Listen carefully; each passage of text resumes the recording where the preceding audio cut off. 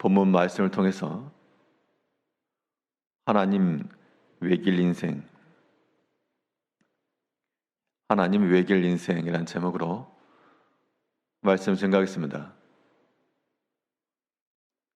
어느 한 분야에 일생토록 그 한 가지 일에 전념하고 매진하는 그런 사람들을 가리켜 장인이라 혹은 한 가지의 길을 끝까지 걸어가는 외길 인생이라 그렇게 칭하곤 합니다. 그 말 속에는 그 한 가지만을 추구하는 고집스러움 또는 다른 것과 타협하지 아니하는 그러한 면이 있으나 또 한편으로는 그 한 가지 끝까지 가서 거기서부터 큰 유익과 다른 사람은 얻지 못한 그런 결과들이 있음을 또한 말해주는 겁니다. 우리 신앙인들에게 있어서 우리의 일생에 걸쳐서 다른 것과 타협하지 않고 끝까지 고집스럽게 나아가야 될 것이 바로 하나님 한 길입니다. 그 하나님만 온전히 믿고 온전히 의지하고 나갈 때 그 하나님 외길 인생이라고 하는 것이 우리가 세상의 것을 얻지 못한 그러한 손해는 있을지 모르나 그러나 그 마지막 결말은 하나님께서 보상하시고 또한 하나님이 베푸시는 더 큰 은총과 은혜가 있는 것이 분명합니다. 하나님 외길 인생으로 사는 사람들에게 하나님께서 어떠한 유익과 어떠한 복을 주시는가? 오늘 본 말씀을 통해 살펴보게 되면 오직 하나님 한 길로 나아가는 자들에게는 하나님께서 그의 친밀하심을 나타내시겠다 그랬습니다. 본문 14절 말씀에 여호와의 친밀하심이 그를 경외하는 자들에게 있으며 그의 언약을 그들에게 보이시리로다. 하나님께서 그의 친밀하심을 보이시는데 주를 경외하는 자들에게 보이시겠다. 하나님을 사랑하고 또한 두려워하며 오직 그를 신실히 믿고 나가는 자들에게는 하나님께서 먼저 다가오셔서 친구가 되어주실 것을 말하고 있습니다. 오늘 본문 시편 25편은 14절, 15절 이런 구절만 보게 되면 참 하나님이 나와 함께 하신다, 친밀하시다, 내가 하나님을 앙망한다, 하나님 날 지키실 것이라 라고 하는 소망적 메시지지만 그러나 이 말씀이 주어졌던 시편 기자의 상황이라고 하는 것은 굉장히 외로움과 괴로움과 많은 근심이 동반된 상태입니다. 우리가 하나님을 믿고 나간다라고 하는 것이 아무런 염려도 없이 근심도 없이 평탄한 길만을 걸어가는 것이 절대 아니고 분명 우리를 괴롭게 하는 것이 많이 있지만 그런 상황 가운데서 나와 함께하는 이가 아무도 없어서 괴롭기도 하고 외롭기도 하나 그러나 하나님이 나에게 가까이 오셔서 친밀하게 더하신다. 그 하나님의 친밀하심이 내 마음을 위로하고 내게 소망을 주며 나를 붙들어준다. 그런 말씀입니다. 우리가 우리 인생의 길을 걸어가면서 내 스스로 해결할 수 없는 그러한 큰 일을 만날 때 주변의 일들이 힘들다는 겁니다. 버거움이 있을 때 사람이 보통 낙담하고 지치기 마련입니다. 그래서 어디인가 홀로 있거나 그런 사색을 하거나 그런 때가 많은데 아무리 그런 것을 해도 그것이 본질적인 것을 해결해 줄 수 없고 오히려 사람의 생각과 그 낭망함은 깊어지게 됩니다. 그런데 하나님께서 그러한 위치에 있는 우리를 불쌍히 여기시고 마음이 상한 자를 가까이 하시며 그들에게 또한 친근히 다가오셔서 먼저 우리의 필요를 다하시고 우리의 때를 따라 돕는 은혜로서 우리를 가까이 주신다는 겁니다. 그래서 우리가 하나님이 그 친근히 여겨주시는 그의 친밀함이 있다 그러면 그것은 큰 환난 중의 위로요, 소망인 겁니다. 그런데 그러한 하나님의 친밀하심이 어떠한 자들에게 주어지는가? 하나님을 경외하는 자요.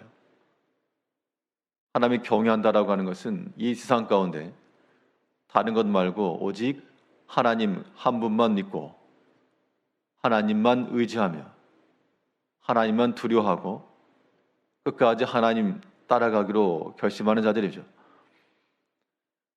우리가 만일 하나님을 경외하는 마음을 가지고 있다 그러면 그 하나님께서 동일하게 우리 가운데 그의 친근하심과 그의 친밀하심을 보일 것이 분명합니다. 나 하나로는 불가능했으나 외롭고 괴로움이 크나 그러나 하나님이 함께 하시면 우리에게는 소망이 있는 겁니다. 시편 25편 16절에서 주여 나는 외롭고 괴로우니 내게 돌이키사 나에게 은혜를 베푸소서. 하나님의 친밀하심을 구하고 있지만 지금 이 시편 기자의 심적 상태가 굉장히 괴롭고 또 나에게 다가와서 말을 걸어주기를 바라는 그러한 영적 상태였습니다. 그런데 하나님께서 그 마음이 외롭고 괴로움이 있는 이 다윗에게 하나님을 경외하는 그에게 가까이 다가오셨고 또한 친근히 말을 걸어주시고 그 소망 가운데 빈 마음이 아니라 하나님의 은총으로 채워주시고 또 주위에 있는 많은 원수들이 많고 크고 이런 것 가운데 있는 모든 두려움과 근심을 하나님의 그 친밀하심으로 다 메꾸어 주셨다는 겁니다. 이제 우리 마음속에 이 세상 일로 인해서 괴로움이 있고 또 큰 근심과 많은 어려움이 있을지라도 하나님을 경외하는 자들은 하나님이 우리를 친근히 여기시고 친밀히 여기신다. 그런 마음을 가지고 하나님이 경외하고자 하는 이 한길을 끝까지 걸어가야 되겠습니다. 오직 하나님 외길로 사는 사람들에게는 하나님께서 다가오셔서 여러 가지 근심이 있고 괴로움이 있는 우리 가운데 그 괴로움을 더 크게 하시는 것이 아니라 그 모든 괴로움과 근심 중에 있는 우리를 건져내신다는 겁니다. 하나님이 우리 곁에 오셔서 우리를 구원하시는 그 하나님의 구원하심이 하나님 한 길로 살아가는 사람들에게 주어지는 혜택이요 유익입니다. 15절 말씀에서는 내 눈이 항상 여호와를 바라봄은 내 발을 그물에서 벗어나게 하실 것이미로다. 왜 하나님을 항상 바라볼까? 하나님 항상 바라보는 이유는 믿음이 좋아서 하나님 바라본다 그렇게 생각이 되시겠지만 근데 여기서 말씀하고 있는 바는 무엇인가 하면 왜 하나님을 종일 바라고 항상 바랄까? 우리가 믿음 생활하다 보면 하나님 생각하고 하나님 바라는 마음이 있지만 뭐 종일 할 수 없잖아요. 왜냐하면 우리 개인의 일도 있고 내가 만나야 될 사람도 있고 또 내가 하고 싶은 것도 있고 하루 종일 그렇게 할 수가 없다는 겁니다. 근데 이 시편 기자는 말하기를 내가 종일토록 주를 바라며 또는 항상 여호와를 앙망하며